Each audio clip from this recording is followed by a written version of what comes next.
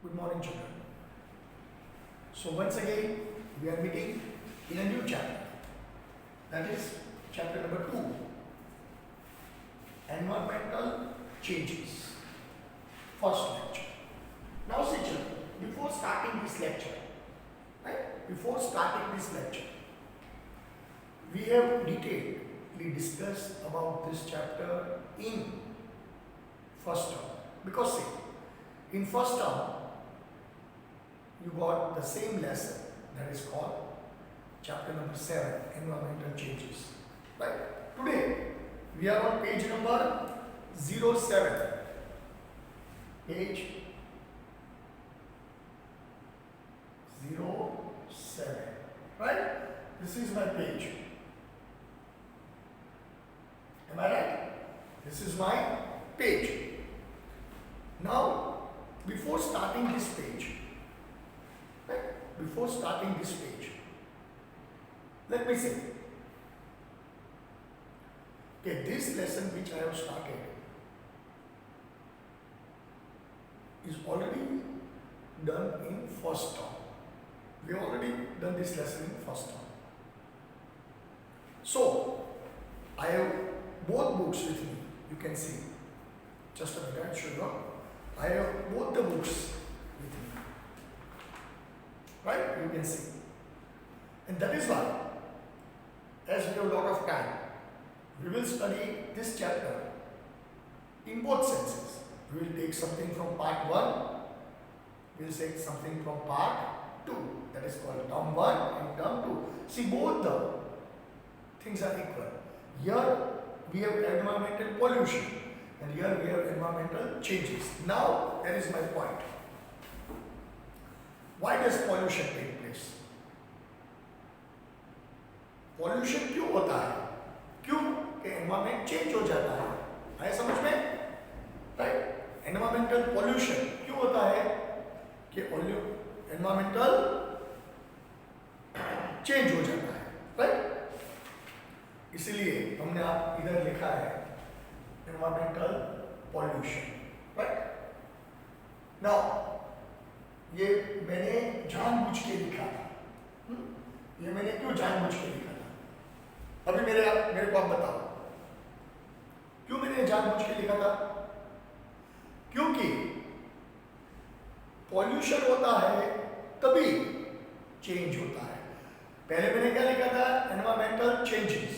अभी मैं क्या लिखूंगा? Environmental pollution. आया समझ में? Now what will I right? Environmental pollution. Okay, so give me 1 minute and we will do one thing.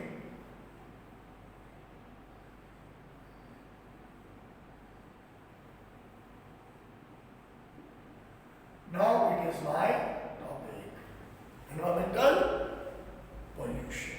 Right? POWLUTIY. So you must be confused.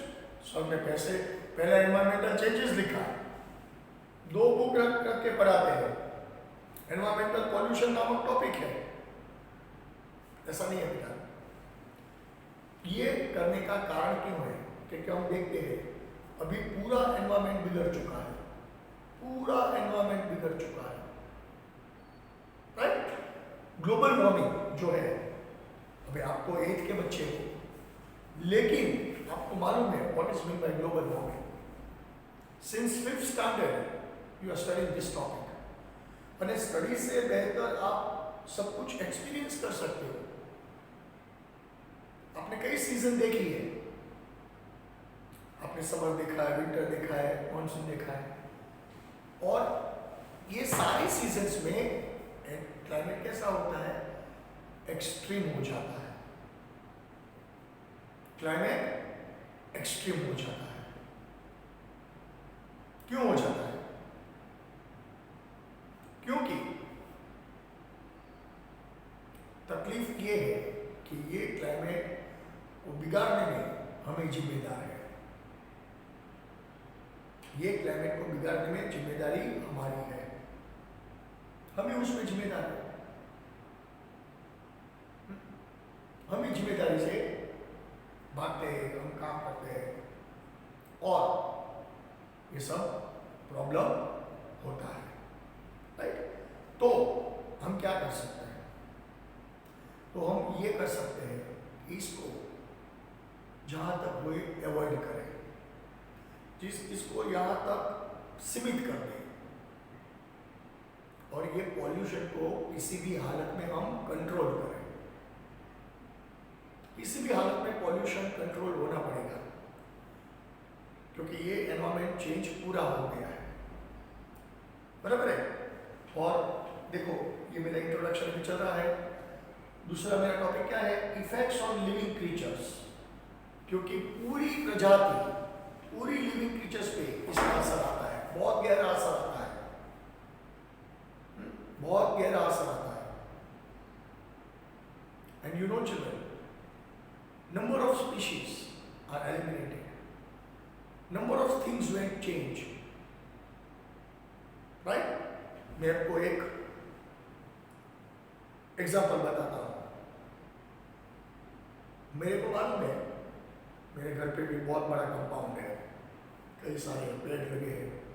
Approximately बड़े बड़े जो पेड़ की हम बात करें तो तकरीबन 7 से 8 बड़े पेड़ हैं, 7 से 8 पेड़ हैं बड़े बड़े, बहुत। आज से 10-12 साल पहले मैं देखता था, there were almost 50 to 60 squirrels. I repeat, there were 50 to 60 squirrels visiting my house. जो मेरे कंपाउंड में जो पेड़ है, उधर मैं देखता था तकरीबन 50 से 60 स्क्विरल्स रेगुलर अपनी किलबिलाहट करती थी, बहुत मजा आता था। आज वही पेड़ है जो पहले थे उससे 10 साल बड़े हैं, लेकिन आज बहुत दिक्कत से 5-7 स्क्विरल शायद मैं देखता हूँ, बहुत दिक्कत से, not regularly, possibly once in a week. तो देखो ये क्या है? ये एनवायरमेंटल चेंज है। अच्छा, ये चेंज क्यों हुआ? Because of environmental pollution. आप लोग कहीं हाईवे पे जाओ, बाहर जाओ, तो वो चकलेना मारा जिसे बोलते हैं, वो हाईवे पे ऐसे रास्ते पे वो भाई जो बैठे हैं ना, वो भी बेचते हम नजर आते हैं, देखते हैं। क्यों देखते हैं? क्योंकि ये हमारी धरोहर है जो खो गई है, आज हम ढूंढने निकले हैं, आज हम ढूंढने उसे निकले हैं। आप विक्टोरिया पार्क, अब हम सब भावनगर में रहते हैं, आप अपने सबने विक्टोरिया पार्क देखा है। विक्टोरिया पार्क की जो पानी की टंकी के पास जो गेट है, उधर से आप 6 बोरतालाब गेट तक जाओ, दूसरे गेट तक, 12th सर्कल जिसे हम बोलते हैं, तो वो सर्कल तक अप्रोक्सीमेटली 300 to 400 पेंटिंग्स आता है। हर एक पैचेस में पेंटिंग लगाई है। 90 to 95% paintings and writing on the wall of Victoria Park is connected to environment, is connected to awareness for environment, is connected to bringing consciousness in environment. तो ये सब क्यों करना पड़ता है? क्यों करना पड़ता है? क्योंकि हमारा एनवायरमेंट चेंज हो गया है। समझ में? हमारा एनवायरमेंट क्या हो गया है? चेंज हो गया है। Late us see what happens. और ये चेंज होने के कारण इंडस्ट्रियल पोल्यूशन, जब 17th सेंचुरी में इंडस्ट्रियल रेवोल्यूशन चला इंग्लैंड में, आप शायद 5th या 6th स्टैंडर्ड में पढ़े होंगे, 6th 7th में सोशल स्टडीज में। When industrial revolution started in England, there was cutthroat competition. ये मैंने हिस्ट्री के चैप्टर्स में भी फर्स्ट टर्म में कहीं आपको समझाया था, राइट? आप 9th में भी इसका डिटेल आप पढ़ोगे। कटथ्रोट कंपटीशन, रोज नई नई इंडस्ट्रीज बनती थी। फिर इसके बाद reaching up to 20th century, whole world was turned into industrial unit. 20th century के पहले हाफ में 2 destructive wars were fought, World War I and World War II. Come pollution नहीं हुआ है, भारी मात्रा में पॉल्यूशन, भारी मात्रा में पॉल्यूशन, भारी मात्रा में पॉल्यूशन हुआ है। और इसके जरिए सब कुछ जब खत्म हो गया, फिर वापस इंडस्ट्रियल रेस शुरू हुई। 1945 में जब वर्ल्ड वॉर खत्म हुआ, यूरोप के, एशिया के कई देश बर्बाद हो चुके थे और वापस एनवायरमेंट की रेस लगाई। और वो रेस में वो लोग आगे जाते गए, जाते गए, जाते गए। और उसमें दिक्कत क्या है? आगे की सोच के लिए, अपनी सोच के लिए, अपने फायदे के लिए, अपने डेवलपमेंट के लिए एनवायरमेंट का सत्यानाश निकाल दिया, खत्म कर दिया environment. Haphazard use of land, water, air, underground land, mineral resources, forest resources, सब कुछ दाव पे लग गया। कुदरत है, अगर हम उसका हैफेज़ेड यूज करेंगे तो सजा तो मिलेगी। कब तक कुदरत सहन करेगी? सजा तो मिलेगी ना। From 1945, after World War II, there was a mad race for industrial activity. And in 60s, 70s, 80s में आप देखो, 90s तक, 80s, 90s में देखो, ये पूरे 4 दशक, 4 decades, it belonged to US and Europe. A number of Asian countries, Japan है, साउथ कोरिया है, हांगकांग है, थाईलैंड है, ये वियतनाम नहीं, सॉरी, ताइवान है, कई सारे countries, even China in late 80s enjoy बेफाम पॉल्यूशन किया। जब हमको पता चला, पहली बार पता चल गया था 1972 में कि भाई we are going towards the unending end road, we are entering the irreversible trap. हम ऐसे रोड पे घुस आए हैं कि इधर से अगर कंट्रोल नहीं किया, इधर से अब कंट्रोल नहीं किया तो शायद हमको वापस जाने का रास्ता ही ना मिले। अब हम ही हमारे सर्वनाश के जिम्मेदार होंगे, हम ही हमारे सर्वनाश के जिम्मेदार होंगे। क्या करें, क्या करें? हमारा सर्वनाश निश्चित हो चुका था और इसीलिए हमने ऐसा कुछ काम किया जो हमें को नहीं करना चाहिए था। 1972 की मीटिंग में स्टॉकहोम, स्वीडन में, आप लोग जब आगे पढ़ोगे ना 9th 10th में, तब ये सब डेट्स आएगी, मैं अपनी डेट्स नहीं बोल रहा हूँ।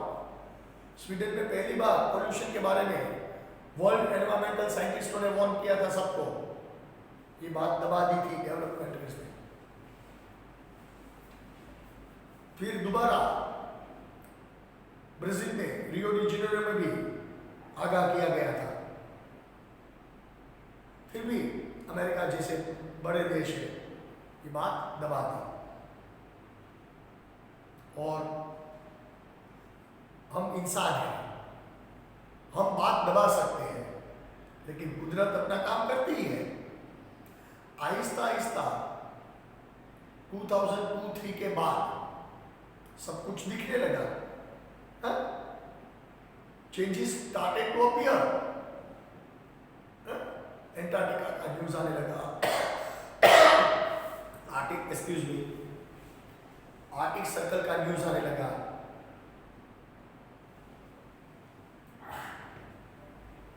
ओजोन लेयर का न्यूज आने लगा, तब जाके कॉमन पब्लिक को पता चला कि भाई already we have entered a irreversible trend, और हम ऐसी जगह घुस गए वार्निंग के बावजूद भी हम इधर से वापस नहीं जा सकते, ऐसी जगह घुस गए थे, right? And today we are paying that price. पिछले 5-7 साल में आप देखो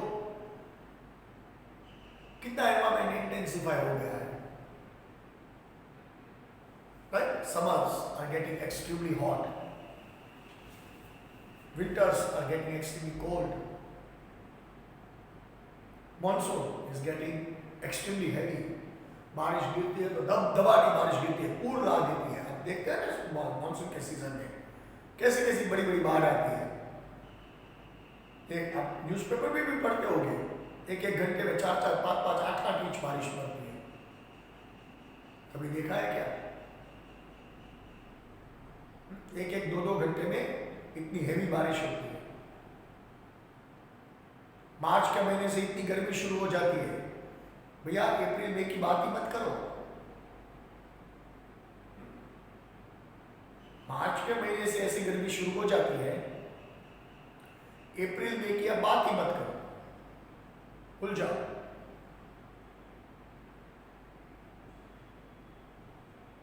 तो ये सब हुआ, और इसके जिम्मेदार हम खुद ही हैं, किसी को हम दोष नहीं देख सकते। कई सारी पॉल्यूटेंट सब्सटेंस हमने लैंड में भेजे, एयर में भेजे, वाटर में भेजे। आज वर्ल्ड का कोई भी नेचुरल रिसोर्स पॉल्यूशन फ्री नहीं है, राइट? ये बड़े बड़े ओशंस आप देख लो, ट्रांसपोर्टेशन की वजह से, वॉर की वजह से कितना ऑयल स्पिल होता है, कितना नुकसान होता है एनवायरमेंट को। कई ओशन की प्रजातियां खत्म हो गई है। एक समय ऐसा बोला जाता था साउथ अमेरिका का जो अमेज़न का जंगल है, that was the lungs of अर्थ। जैसे हमारे शरीर में फेफड़े होते हैं, लंग्स होते हैं, अमेज़न जंगल was the lungs of earth. Haphazardly Amazon jungle is reduced to half. एक समय Africa in the beginning of 19th century कितना बढ़िया देश था, सारे कंट्रीज में बिल्कुल कुदरत थी, नेचुरल कंटेंट था। यूरोपियन लोग उधर पहुंचे, कबाड़ा कर दिया, कुदरत की सारी संपत्ति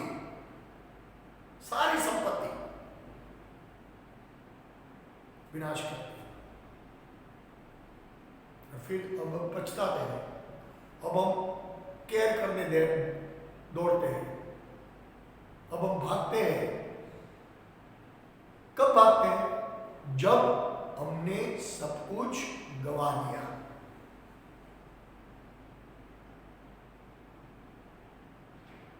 कब हम भागते हैं?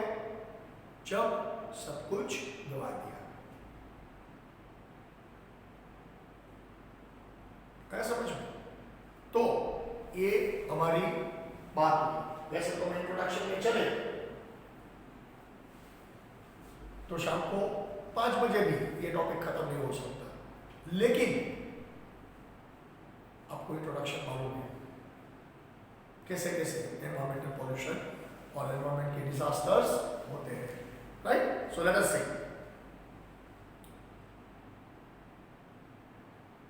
Development is a right of human being, right?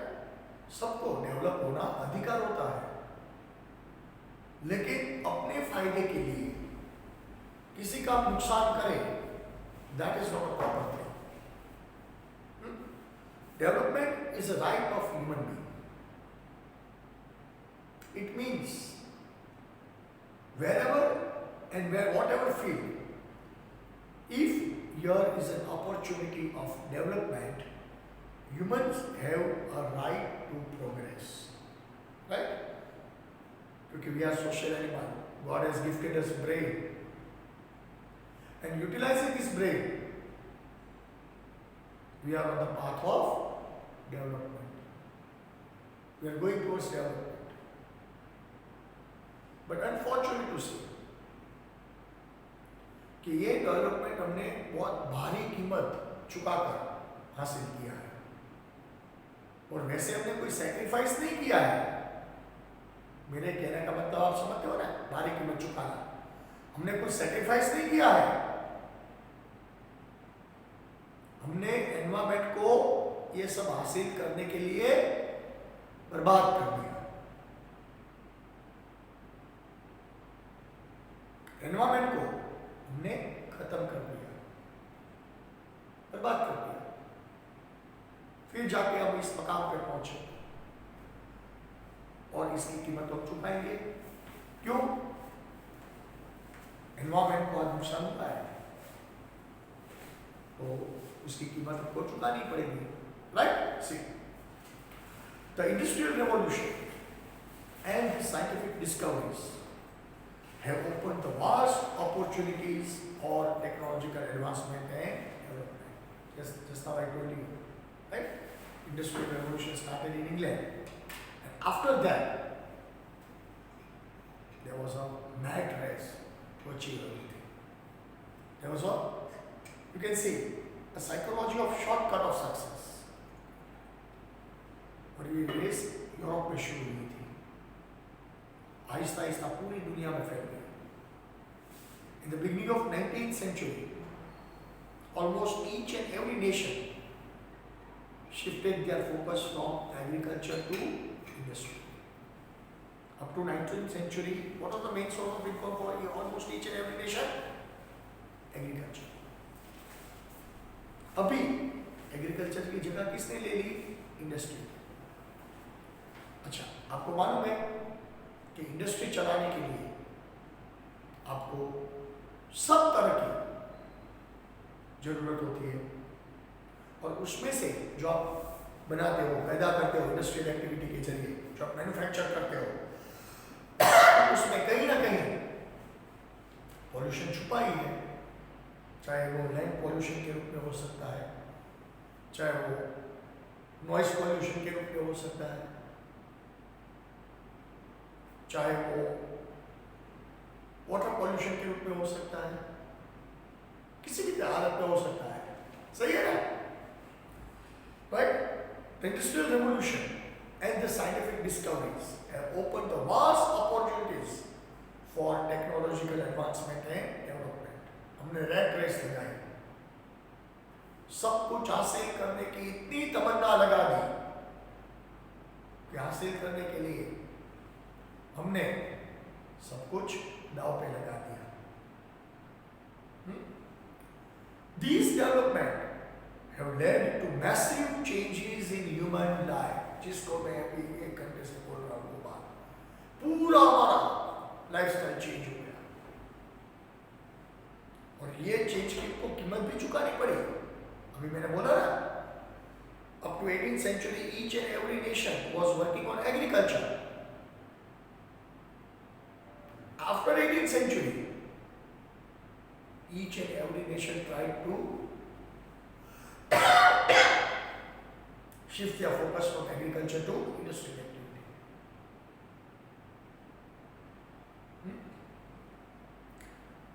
This development had led to massive changes in human life. Technological advancement have empowered the creativity. Right? Because of advancement in technology, our creativity increased leaps and bounds. आप English भी देखते हो, बराबर? आज कोई भी national geography देखते हो, आप किसी भी आर्टिकल आप पढ़ो, आज टेक्नोलॉजी कहाँ है?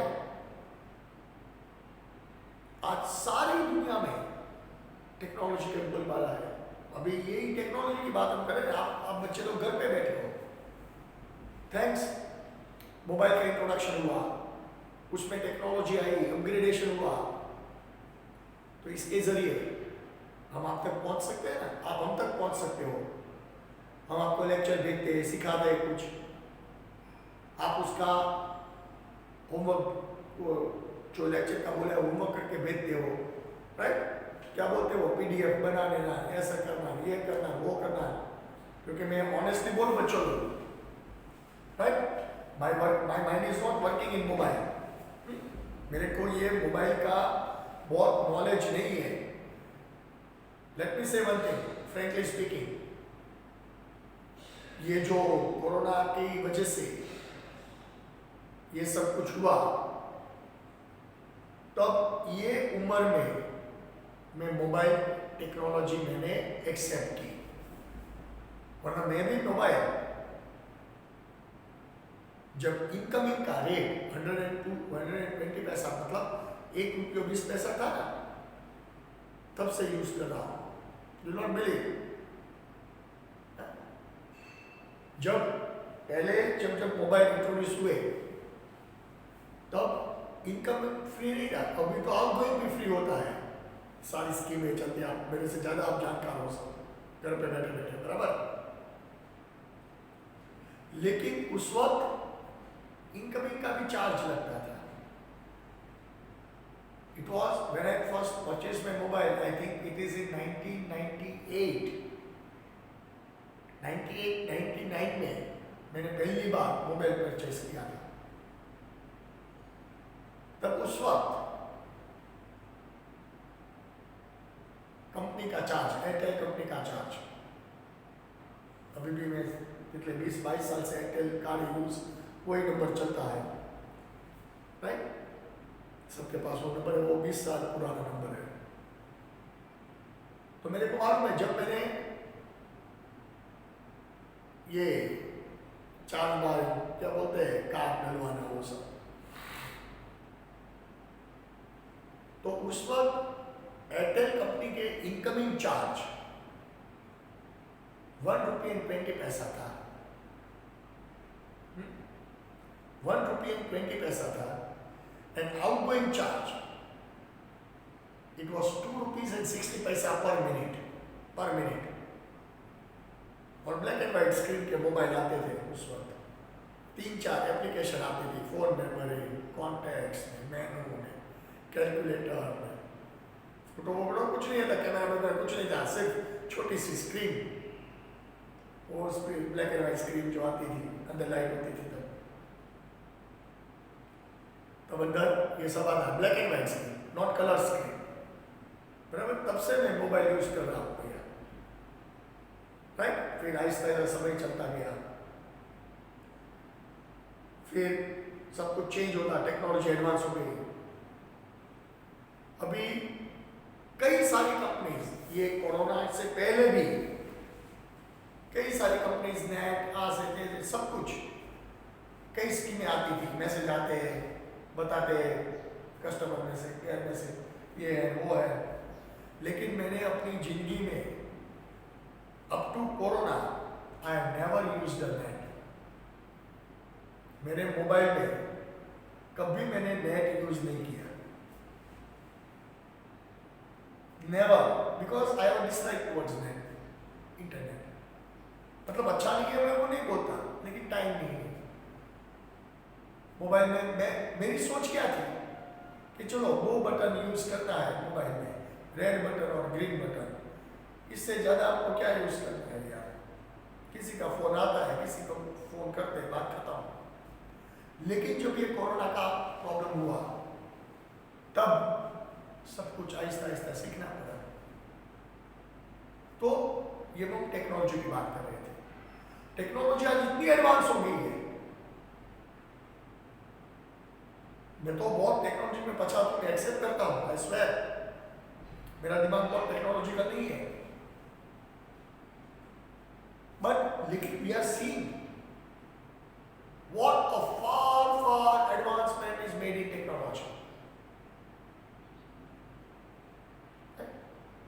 हम अपने जात को रोज ना रोज अपग्रेड करते हैं, आगे बढ़ते हैं, लेकिन इसकी कीमत भी हम चुकाते हैं।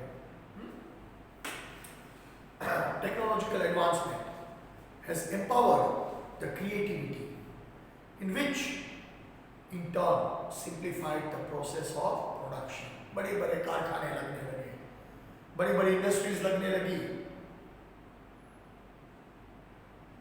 लेकिन इसका कीमत भी हम चुकाते हैं ना भैया। इलेक्ट्रिसिटी, रेलवेज, टेलीफोन्स, व्हीकल्स, आप सबको व्हीकल्स में इंटरेस्ट होगा, है? अब देखते होंगे यूट्यूब पे ऐसे ये मॉडल लॉन्च किया, ये स्कूटर आया, वो गाड़ी आई, वो हुआ, सब देखते हो ना? That is thanks to technology. है समझ में? Vehicles, industries, electronic media are the important characteristics of the story of development. बहुत हम डेवलप हुए। आज से आप सोचो, आज से 100 साल 50 साल पहले हमारी जिंदगी कैसी थी? मेरे को मालूम है जब महाराष्ट्र अलग, महाराष्ट्र गुजरात जब इकट्ठे थे 1960s के आसपास वो अलग हुए, उससे पहले आज़ादी के बाद और उसके बाद में even after 10 years of independence हमारे किसी छोटे से कस्बे में से, छोटे से गांव में से, छोटे से शहर में से कोई लोग काम धंधा करने के लिए मुंबई जाते थे, क्योंकि गुजराती लोग का फेवरेट डेस्टिनेशन मुंबई है। तो उसको गांव में, छोटे सिटी में ऐसे बोलता है कि દીકરો परदेश कमावा जाए छे। मुंबई को परदेश बोलते थे, परदेश मतलब विदेश। वैसे तो बात सही नहीं है, लेकिन वो ओल्ड एज लोग जो थे, आप बच्चे लोग अपनी दादी माँ, अपने दादाजी से पूछ लेना कि सर ऐसा बताते थे, क्या बात सही है? आप दादाजी से, दादी जी से पूछ लेना। उस वक्त ऐसे बोला जाता था कि દીકરો परदेश कमावा जाए छे, क्योंकि मुंबई का डिस्टेंस ही ऐसा था। आज आप देखो,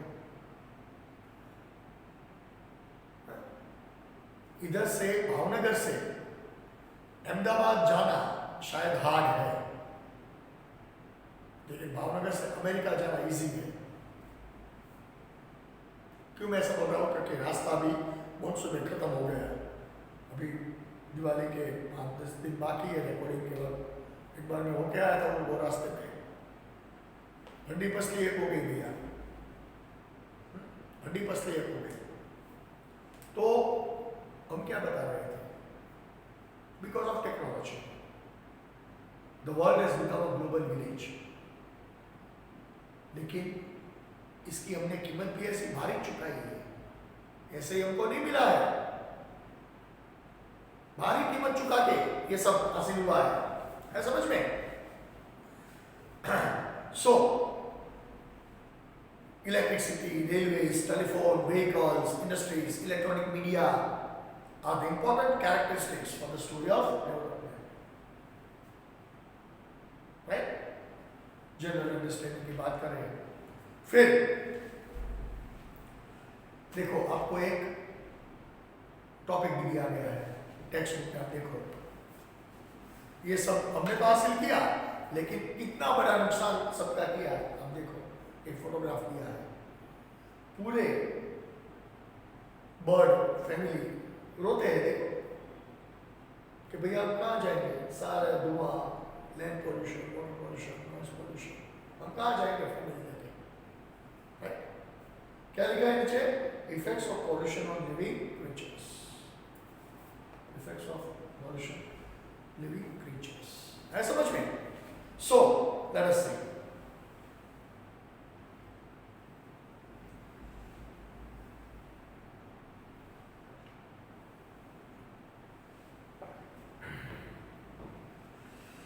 an unlimited use of natural resources like water, air, and natural vegetation has become the cause of widespread pollution.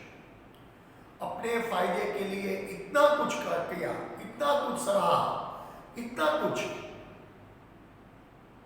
नुकसान किया अपने फायदे के लिए, हमने पीछे मुड़ के नहीं देखा, और आज इसकी भारी कीमत चुका रहे हैं।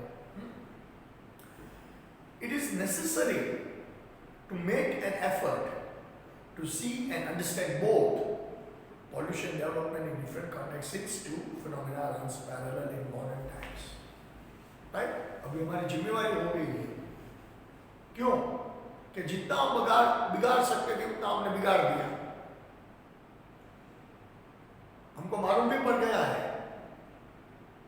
कि we have entered a irreversible road. ऐसे वनवे में हम घुस गए हैं जहां से वापस निकलना नामुमकिन हो गया है. तो भैया बहुत हमने गवाया है.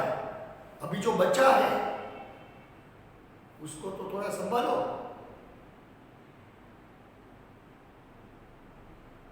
जो बचा है उसको तो आप संभालो, क्योंकि अगर कुछ नहीं बचा तो without environment how will we live? Can we live? खत्म हो जाएगा सब कुछ.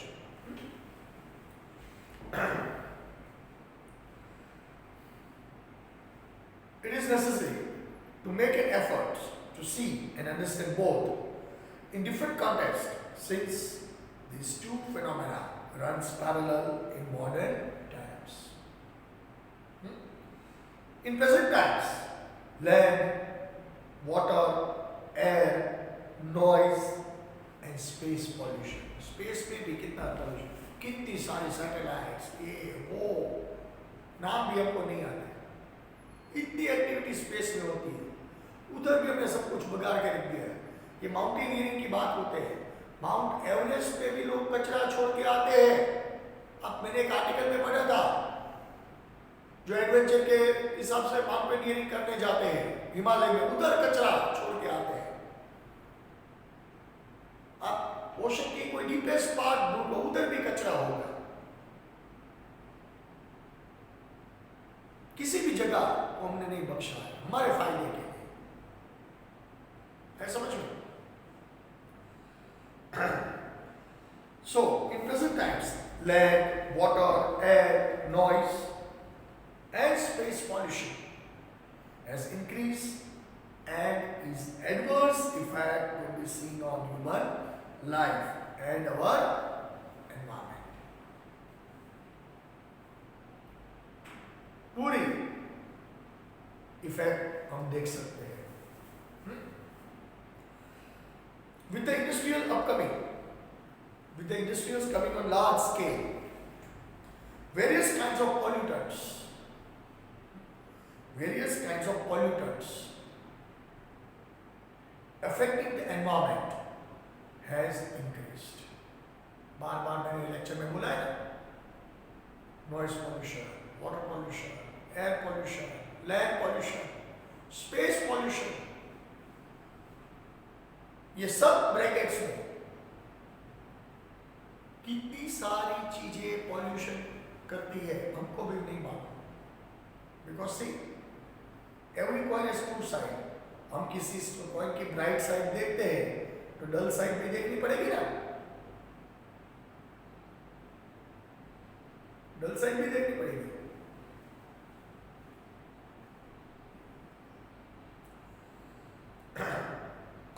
With the coming of industries on large scale, various kinds of pollution affecting environment has increased.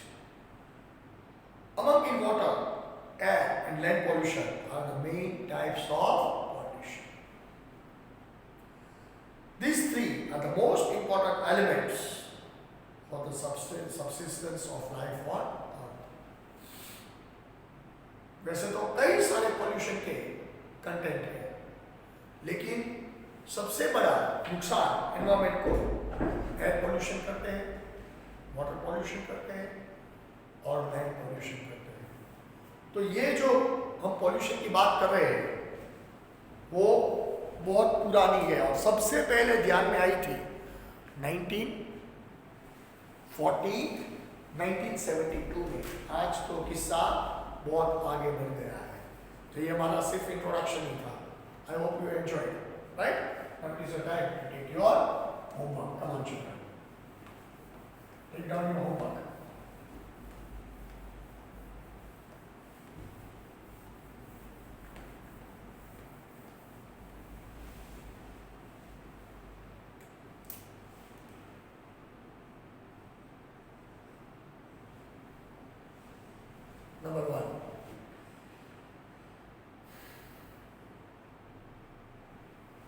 how our life is simplified. Sorry. How our life has changed. Has changed.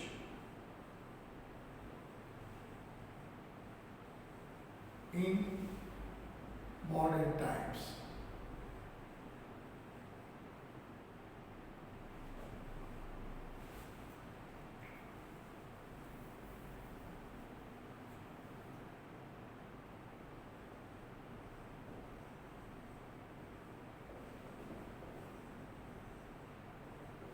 Modern times. Number 2.